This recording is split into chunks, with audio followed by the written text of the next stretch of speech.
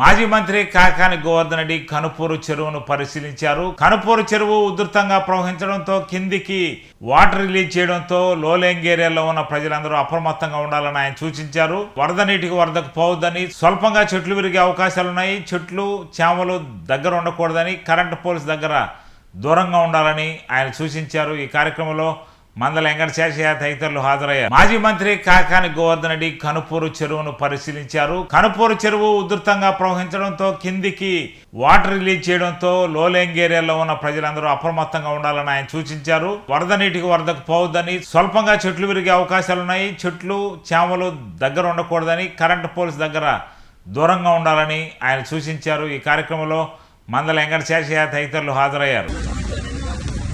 తుఫాను ముంచుకొస్తున్నటువంటి నేపథ్యంలో ప్రమాదకరమైనటువంటి లోతట్టు ప్రాంతాలని పరిశీలిస్తున్నాం. అందులో భాగంగా కనుపూరు కాలువ నుండి, కనుపూరు చెరువు నుండి నీరు వదిలిపెట్టినటువంటి పరిస్థితుల్లో దాని ద్వారా లోతట్టు ప్రాంతాలకు వెళ్లి ఎక్కడన్నా ప్రజలు ఇబ్బందులకు గురవుతారేమోనని చెప్పి ఒకసారి ప్రత్యక్షంగా చూడాలనేటువంటి ఆలోచనతో ఈరోజు ఈ చెరువు దగ్గరికి వచ్చి పరిసర ప్రాంతాలను, లోతట్టు ప్రాంతాన్ని పరిశీలించడం జరిగింది.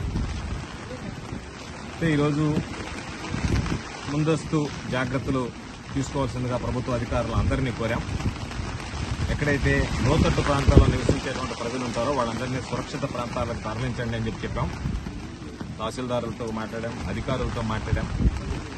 దానితో పాటు కొంచెం ప్రజల్ని జాగ్రత్తలు తీసుకోమన్నాం. వృద్ధులుగా ఉండేటువంటి వాళ్ళు, చిన్నపిల్లలు, వ్యాధిగ్రస్తులుగా ఉండేటువంటి వాళ్ళకి అవసరమైనటువంటి మందులు అందుబాటులో ఉంచుకోవడం, అవసరమైనటువంటి పాలు, కూరగాయలు లాంటివి అందుబాటులో ఉంచుకోవడం, మత్స్యకారులు ఎవరు కూడా వేటకు కానీ సముద్ర తీరం దగ్గరికి వెళ్లకుండా ఉండడం, ఎక్కడన్నా నీళ్లు వచ్చేటువంటి ప్రదేశాలు, లోతట్టు ప్రదేశాల్లో ఉన్నటువంటి వాళ్ళు సురక్షిత ప్రాంతాలకి అధికారులు చెప్పిన వెంటనే వెళ్లడం. ఎందుకంటే వదిలి వెళ్లడానికి చాలా మంది ఇష్టపడరు, కానీ ప్రమాదం ముంచుకొచ్చేటువంటి పరిస్థితులు ఉంటాయి కాబట్టి వాటికి సంబంధించి వెంటనే వెళ్లాల్సినటువంటి అవసరాలు ఉంటాయి.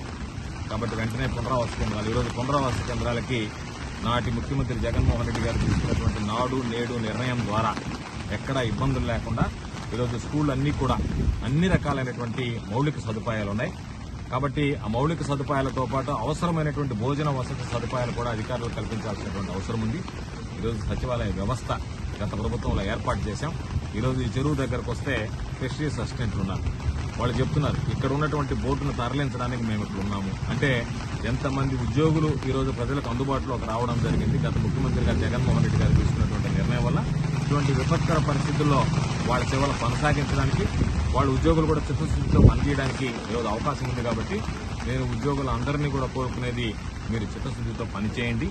అదేవిధంగా వైఎస్ఆర్ కాంగ్రెస్ పార్టీ అధికారం ఉన్నా లేకపోయినా ముఖ్యమంత్రిగా పనిచేసినటువంటి జగన్మోహన్ రెడ్డి గారు ఇప్పటికే ఒక స్పష్టమైనటువంటి పిలుపునివ్వడం జరిగింది.